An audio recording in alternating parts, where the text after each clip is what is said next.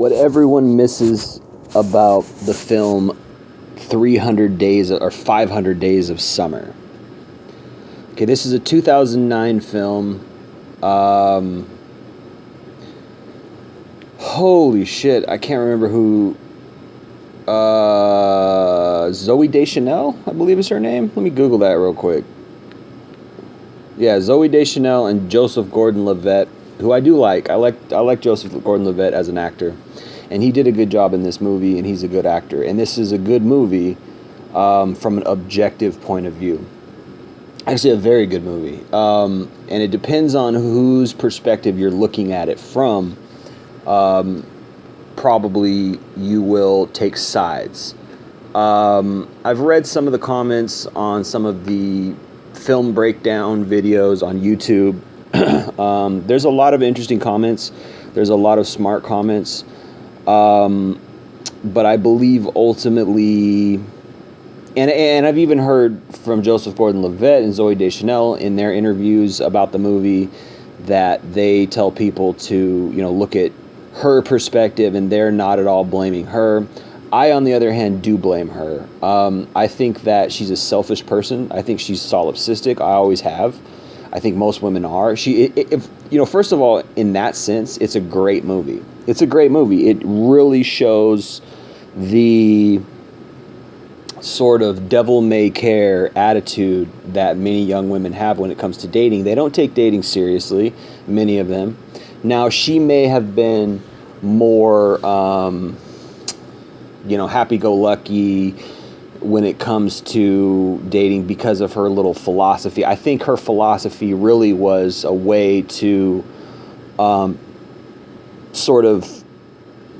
wouldn't say, there's so many different ways you can interpret this film, and I'm looking at her specifically. Him, yes, like he's just your run-of-the-mill sort of beta guy who is sort of plodding through life, hoping some woman will love him, and he's a hopeless romantic. He's kind of like Romeo from Romeo and Juliet, Shakespeare fame, right? Where he really just wants love, and he really wants it bad, and he thinks that it's going to complete his life and things like that. Now, many people say don't be like that. Many people give the advice not to be like that.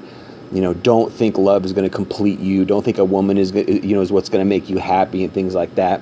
I somewhat disagree on that. I think that relationships can really make people happy. I think that a woman can really make a man happy. I think that women do complete men in a lot of ways. I don't think that that's good advice. I never did. I just think that women are inherently very, very messed up, and it's very, very difficult for a man to find that type of love in any type of woman. Divorce is at 50+%. People aren't even getting married anymore because people are losing faith in the institution as a whole. I think that, especially given the fact that Tinder exists, given the fact that hookup culture is so prevalent, I mean, it's, who wants to get married? Like, it just doesn't make sense anymore. People aren't that way anymore. I think it's changing. People are still going to get married. People are still going to have kids. It's just, everything has changed now with this new hookup culture and things like that. Now, actually, I first saw this movie like way back in 2010, 2009, like right when it came out, actually, and I was going through a breakup, I think, at the time that I watched it too.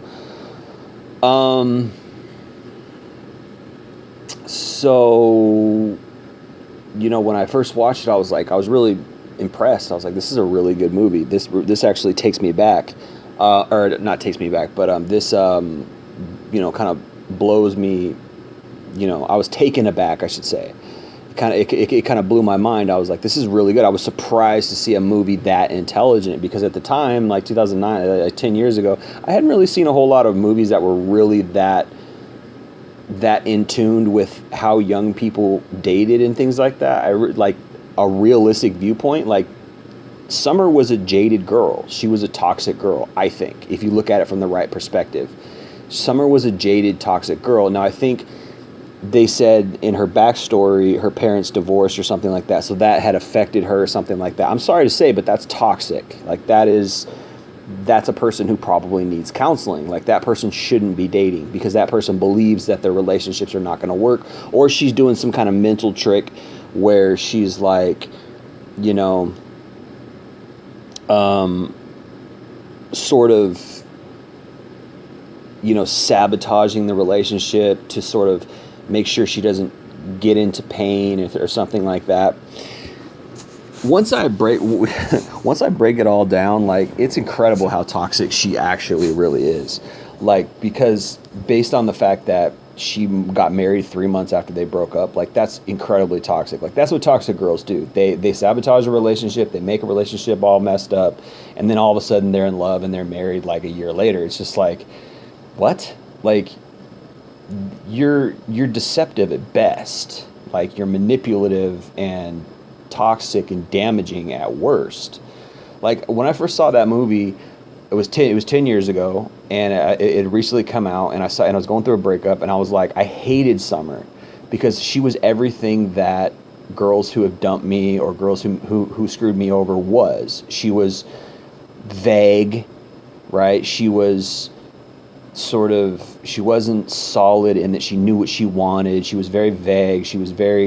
And yet she led him on. I fully believe she led him on. I fully believe that even though she was honest, right, and she was forthcoming, she was in a relationship with Tom. She was having a relation. I'm sorry to say, that's a relationship. They were in a relationship. She just didn't want to admit it. She didn't want to get into a relationship with Tom. Now, here's where I realize why, and I realize the real truth about this whole movie, and that nobody talks about, and everybody overlooks this fact. The fact is that Tom is beta. Okay, Tom has a beta personality. Look at the way he dresses. He's got no muscle tone. He doesn't work out. He's not strong. A strong guy. Like, compare Tom to his other character, Don John. Don John is like the exact opposite of everything Tom is, right? Tom's a hopeless romantic. John is like more of a playboy player. But at the same time, he has kind of an old-fashioned, love concept, right? Man, very man, woman, old school style concept of what love is. And that works for some people, and actually, John is a much better candidate for most women being attracted to him, whereas Tom, that's just not attractive. Guys who are hopeless romantics are not attractive to women. The whole Romeo style of wooing a girl is just a big no-no. It's not attractive. Women don't like guys who are hopeless romantics. Women do not like guys who wear their heart on their sleeve. Women do not like guys who are emotional. Why? Because women are emotional. Guys are not supposed to be emotional. That's blue pill conditioning. That is the betaization of men. Men can have love and men can have emotions, but for the most part, men really don't show their emotions. They don't wear their emotions on their sleeve. They don't wear their heart on their sleeve. And when they do, it's unattractive to women because it's a feminine trait. Men are supposed to be men and women are supposed to be women. And women don't like guys who are emotional. They just don't. So I think that Summer's real issue in this movie was, I feel like she knew that from the very beginning. And that's why she said that to Tom. She knew he was beta. She could sense, she could smell it, she could sniff it, but she liked him. She thought he was cute, and she thought he was attractive, and she thought he was funny. But that doesn't mean that she's going to chase him. That doesn't mean she's going to commit. What gets a girl to chase and what gets a girl to commit is a guy who's alpha, is a guy who has strong masculine characteristics, and also, okay, he has money and resources. And I'm not saying Tom didn't have money and resources. It's just that his beta attitude was so, he was just obviously a beta, right? Women don't respond well to men who act kind of feminine, and to be all emotional all the time, hoping for love. That's not masculine.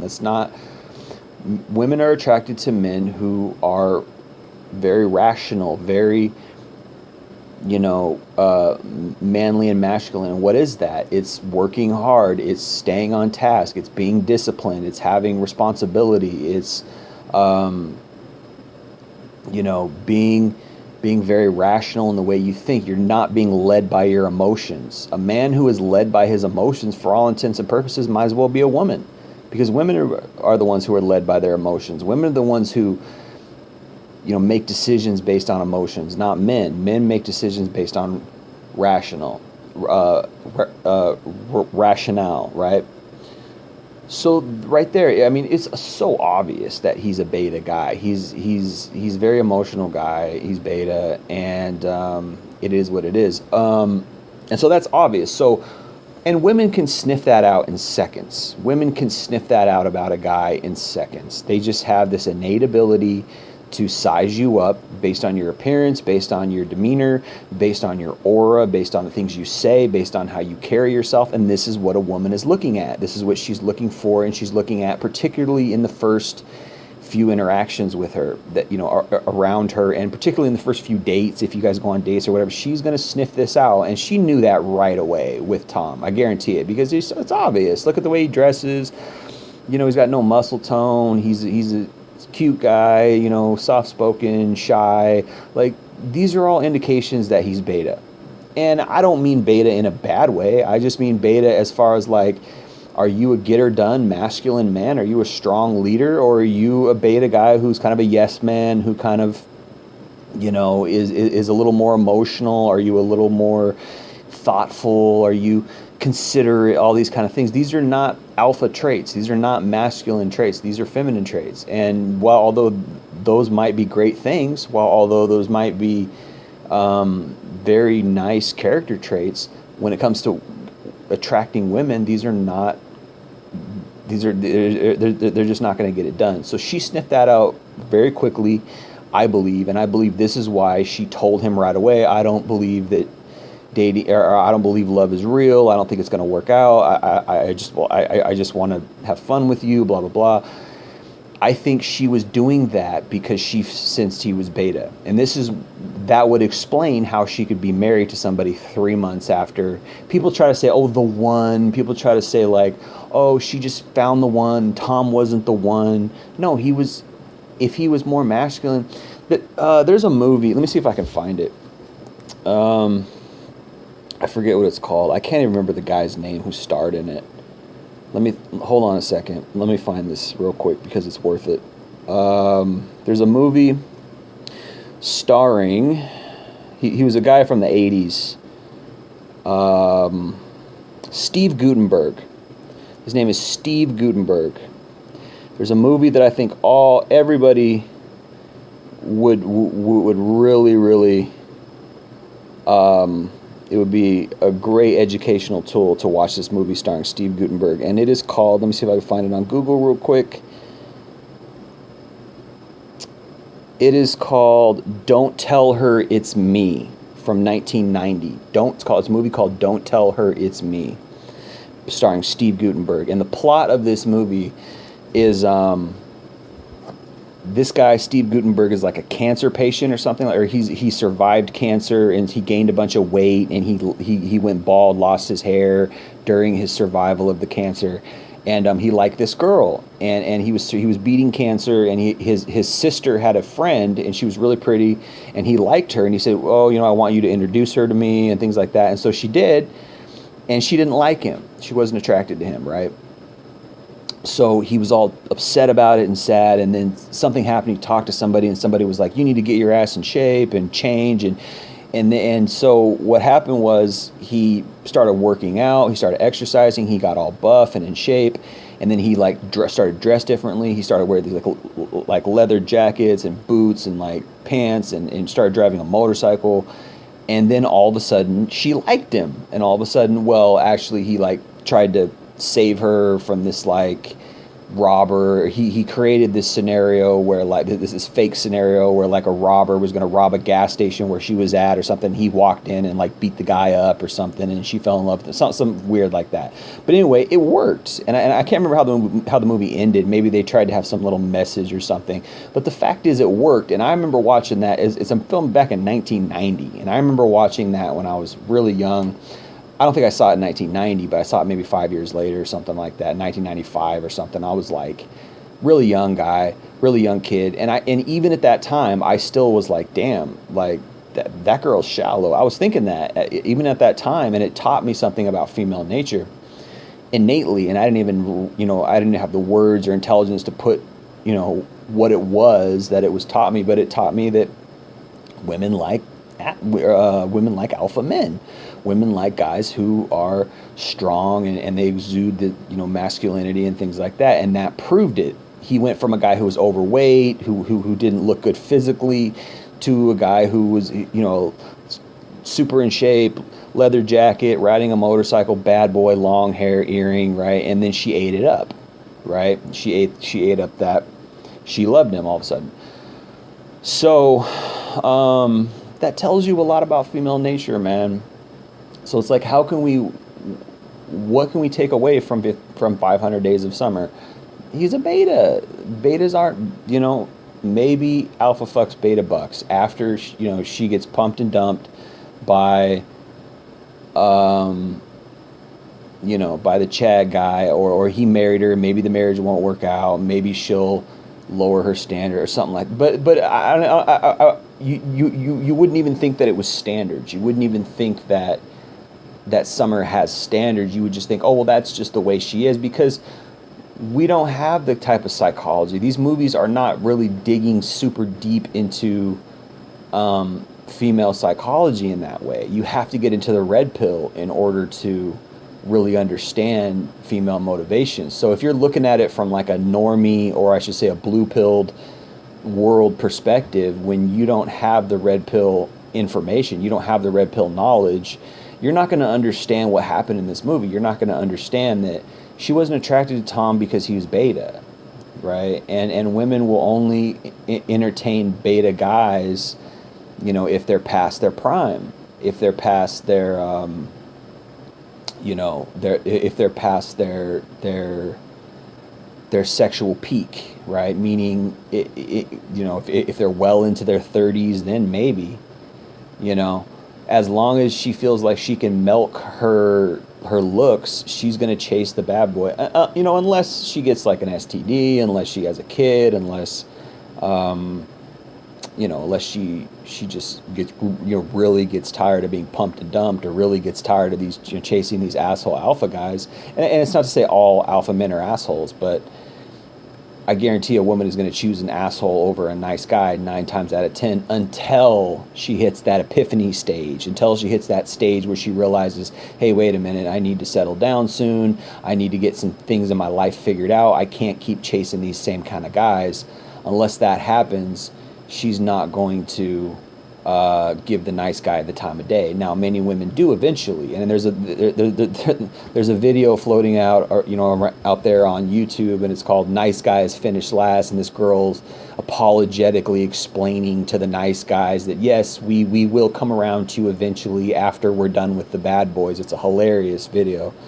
I haven't seen it in a few years, but let me see if I can find that for you real quick. Yeah, nice guys, they get, they are, the cleanup guys. They're the cleanup guys of the dating world. They get all the bad boys sloppy seconds. They get all the, I can't really find it. I think it's called Nice Guys Do Finish Last. It's this female. Yeah, I haven't seen it in a while either. It was floating around. I wonder if it got deleted, but I had it copied too. This girl. Anyway, the nice guys eventually, women will eventually come around to the nice guys if the nice guys have money, if they can provide for her, and if they can give her a nice. So probably she met a guy, someone in the comments said she probably met a guy who was more alpha. She met a guy who was, he had more money or status than Tom, and that's probably what she wanted, because women want the top 3. They want looks, they want money, and they want status. And in addition to that, they want the guy who's alpha. They want, and that would fall into the status category. But there's something that is intrinsically within men that women are attracted to. There's something that is intrinsically masculine that has been attempted to be sort of conditioned out of us through the feminization of, men in general, with the radical feminist movement. And unfortunately, women are shooting themselves in the foot by doing that because that's what they're attracted to in us, our masculinity. And so when we have that conditioned out of us in this blue-pilled, matrix of a world that we live in, women are the ones who suffer, along with us, because they're the ones who are like, where are all the real men at? And of course, real men can be any definition. A real man to a certain woman can be just a guy who commits to her. What is a real man to a woman, right?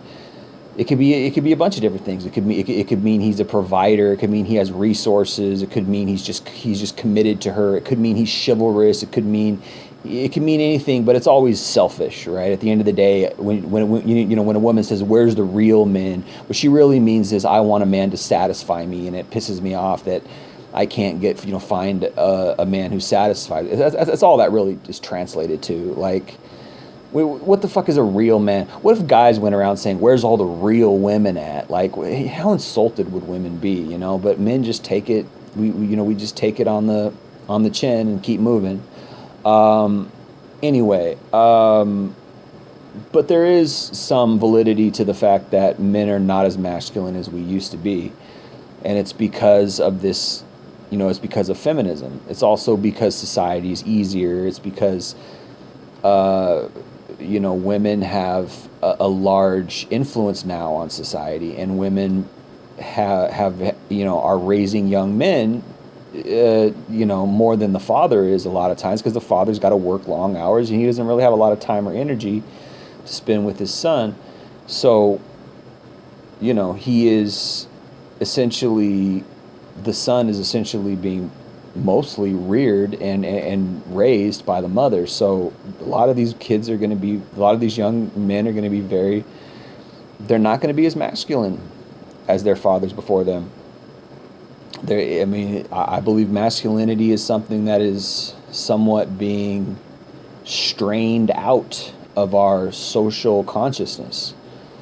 And women are complaining about it. And a lot of times, this is the difference between a woman wanting to settle down with a man or not. But as far as this movie is concerned, Summer is a real bitch. She's toxic. She's selfish. She knew he wanted love.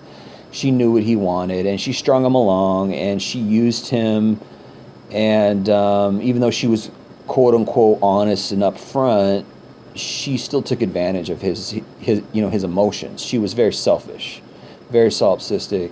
She shouldn't have played with him. She should have left him in his box. She shouldn't have took him out. She shouldn't have played with him, because she hurt him. And at the end of the movie, there's kind of a happy ending, like he meets another girl, but that's not in real life. That's not how that happens. In real life, that guy is miserable for 5 years. In real life, that guy commits suicide. In real life, that guy becomes a woman hater. In real life, that guy,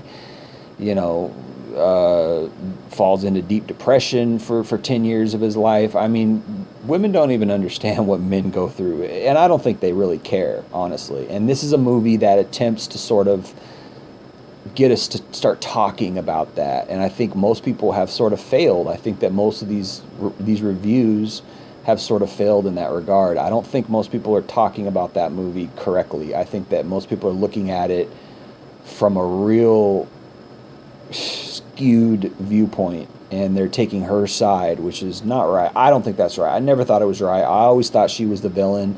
I always thought she was the antagonist.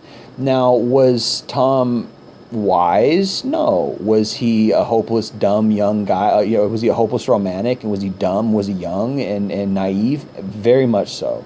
And he should have taken her. But it's a great movie, because the fact is, someone in that mind state of being a hopeless romantic, wanting love so bad, he's absolutely going to overlook the fact that she says she's not looking for anything serious and she doesn't believe in love. He's going to overlook that because he thinks because someone who's like a Romeo who's in love with the idea of being in love is going to think, oh, that's just a hurt, because and particularly as a guy, because for some reason guys, when it comes to love, we are more, I've noticed this. Guys are a lot less practical when it comes to love, and for some reason, women are more practical when it comes to love.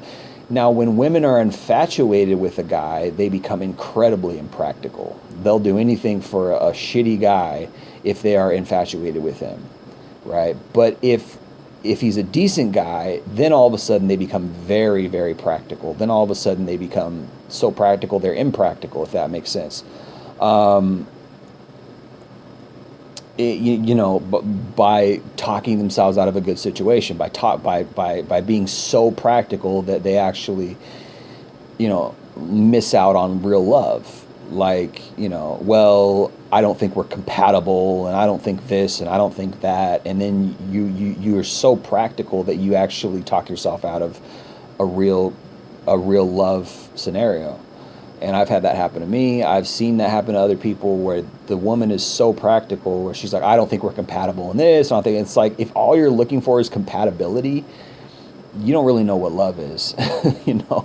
Love is not necessarily compatibility. I mean, compatibility is nice in a long-term relationship. Compatibility is ideal in a loving relationship. Like, that's very good to be compatible, but it's not necessarily like, there are plenty of people who are very compatible who do not love each other in a marriage, and have a very loveless relationship because something's missing. There's some kind of what you want to look for is chemistry and a bond.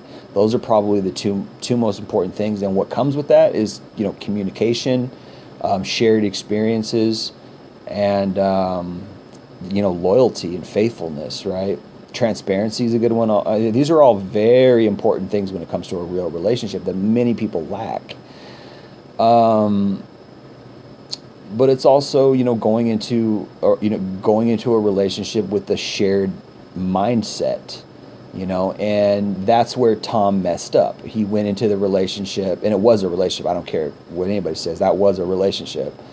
Tom went into that relationship with his mindset not being the same as Summers, and that's where he made the mistake. So you can blame Tom too. You can blame him for being dumb and naive, but you can't necessarily blame him for hurting anyone. I mean, you kind of can. You kind of can say, well, you hurt yourself, Tom, because she clearly told you, but she didn't have to continue that relationship. And if she was mature in any way, if she really had a real good heart and she was mature, she shouldn't have entered into that relationship with Tom, because she should have known that it was going to hurt him, because she knew that she wasn't going to be in a long-term relationship with him. And that's why I say it's from a red pill perspective. My assessment, the fact that I believe she knew right away that he was beta, and that she didn't want to be with him, which is really the reason why she said, I don't believe in love, and blah, blah. And she was jaded and toxic, and that could have been because of her parents divorcing, and maybe she really didn't kind of believe in love.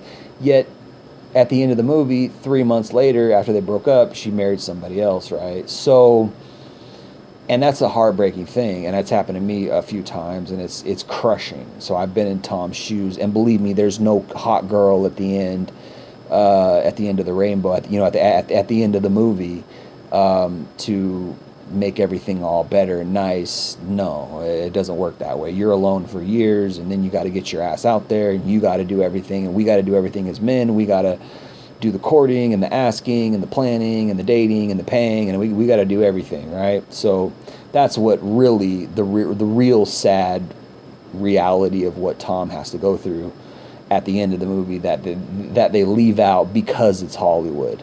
But again, at the end of the day, she didn't want to be with Tom because he was too beta, and she probably married another guy who was not beta, who was successful, and he had things that Tom didn't, and he made her feel ways that Tom didn't make her feel, simply by his personality or his masculinity or his status or his success or what have you.